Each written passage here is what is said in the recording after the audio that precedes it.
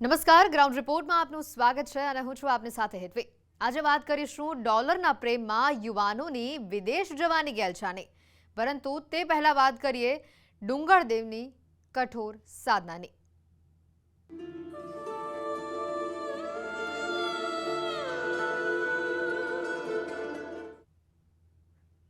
હવે જે અહેવાલ અમે તમને બતાવવા જઈ રહ્યા છે તે જોઈને તમારા પણ રૂવાડા ઊભા થઈ જશે, તમારું હૈયું હચમચી જશે, કેમ કે ડાંગના ગાઢ જંગલોની વચ્ચે અમે એક એવી જગ્યાએ પહોંચ્યા કે જ્યાં લોકોને ચાબુકથી મારવામાં આવે છે।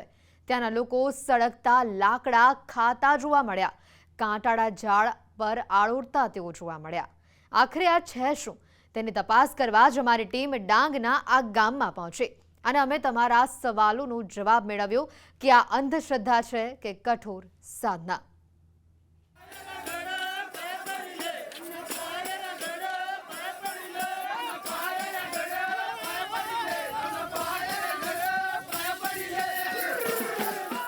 ઘોર અંધારી રાતમાં આ શું થઈ રહ્યું છે?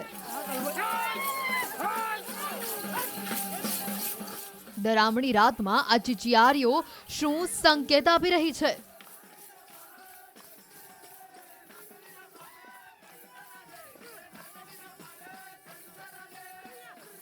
તો બીજી તરફ કોઈ નાચી રહ્યું છે, કોઈ ગાઈ રહ્યું છે, કોઈ કૂદી રહ્યું છે।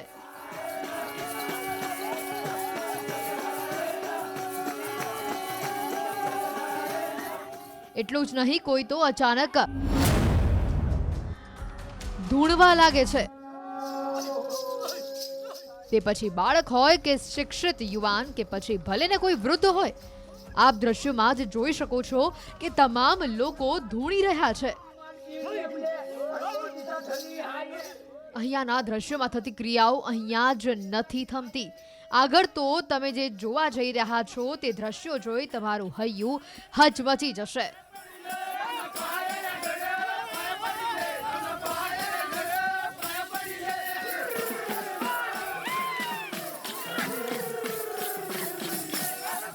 હવે ધ્યાનથી જુઓ આ દ્રશ્યો।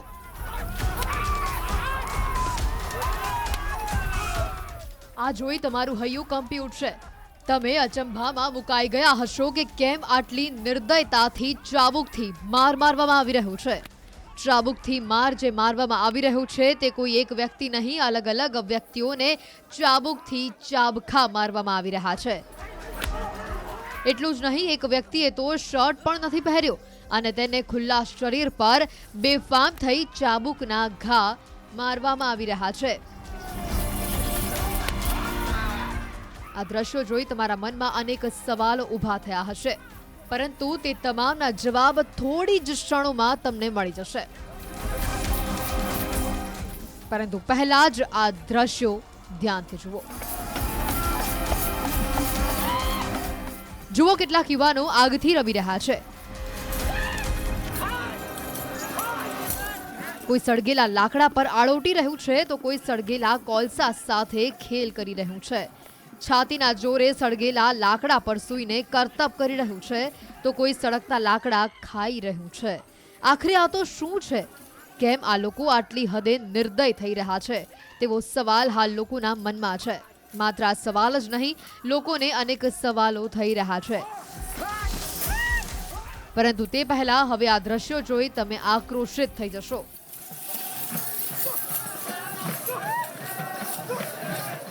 જુઓ, કેટલાક જવાનિયાઓ કે પછી કેટલાક મોટેરાઓ એક ઝાડ પર આમ તેમ આળોટી રહ્યા છે। તમને જણાવી દઈએ કે જે ઝાડ પર આ લોકો આળોટી રહ્યા છે તે કોઈ સામાન્ય ઝાડ નથી, આ કાંટાળું ઝાડ છે જેના પર લોકો આળોટી રહ્યા છે। જે લોકો કાંટાળા ઝાડ સાથે કરતબ કરી રહ્યા છે તેમાંથી કોઈએ શર્ટ પહેરેલા છે તો કોઈએ શરીર પર શર્ટ જ નથી પહેર્યો અને કાંટાળા ઝાડ પર આળોટી રહ્યા છે। શું આ લોકોને કાંટા વાગતા નહીં હોય? શું આ લોકો ઇજાગ્રસ્ત નહીં થતા હોય? તો તમને જણાવી દઈએ કે આ કોઈ અંધશ્રદ્ધા નથી, આ અદ્ભુત, અવિસ્મરણીય અને કઠોર અનુષ્ઠાન છે। MA BEdના યુવાનો પણ આ કાર્યક્રમમાં સામેલ છે। આ લોકોને પવન આવ્યો છે।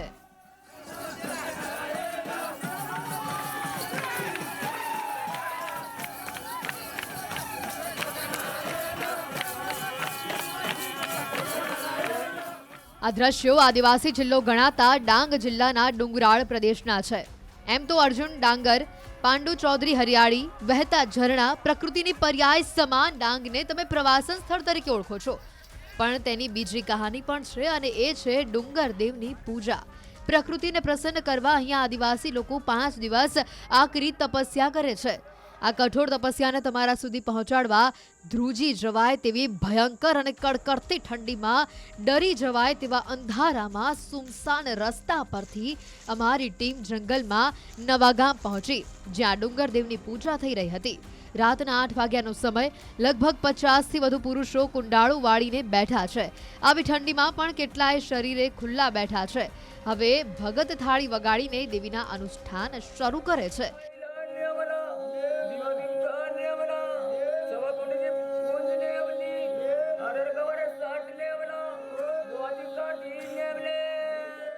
જેમ જેમ દેવદેવીના નામ બોલાતા જાય છે, જેમ કે પ્રકૃતિદેવ, અગ્નિદેવ, પવનદેવ, વાઘદેવ, આમ અનેક દેવદેવીના નામો હોય છે. નામ આવે તે મુજબ જે તે વ્યક્તિ બહાર આવી જાય છે અને તે મુજબ અનુકરણ કરવા લાગે છે. એમાંય જો અગ્નિદેવનો વારો આવે છે અને તે જોઈને ત્યાં ઉપસ્થિત લોકોનો શ્વાસ રોકાઈ જાય છે, આંખો પલકારા મારવાનું ભૂલી જાય છે. આ શું? એક વ્યક્તિ સળગતા લાકડા ખાવા લાગે છે, અંગારા પર નાચવા લાગે છે. તેને કોઈ ખ્યાલ જ ન હોય, જેમ આપણે શેરડી ખાઈએ છીએ તેમ સળગતા લાકડા મોઢામાં મૂકી રહ્યો છે.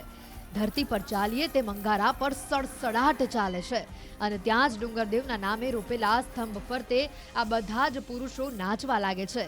ડાંગનું જંગલ આ ચિચિયારો, ભાયાના ભજનોથી ગૂંજી ઉઠે છે. જેમ જેમ સંખ્યા વધવા લાગે છે તેમ તાલબદ્ધ ઢોલ અને પાવરી વાદ્ય વાગવા લાગે છે. હવે માહોલ કંઈક અલગ છે. બધા જ એક સાથે એક તાલ પર નાચવા લાગે છે અને ડાંગી ભાષામાં સૂળપડીઓ કહેવાય છે. ઢોલના તાલ પર ભાયા નૃત્ય શરૂ થાય છે.